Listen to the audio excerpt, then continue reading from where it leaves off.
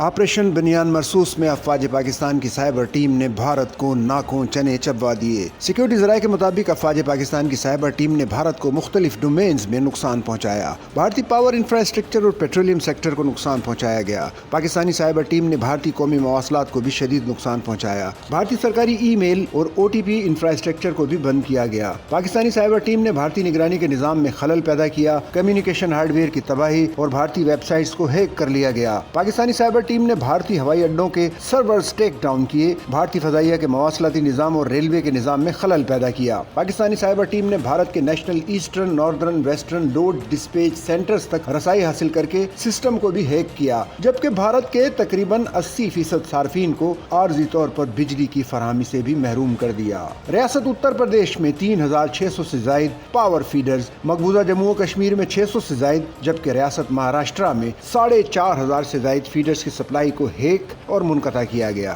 Sachal news net work کی videos میں خوش آمدید۔ ناظرین، ویڈیو سے متعلق اپنی قیمتی رائے کا اظہار کمنٹ باکس میں ضرور کریں اور چینل کو سبسکرائب کریں۔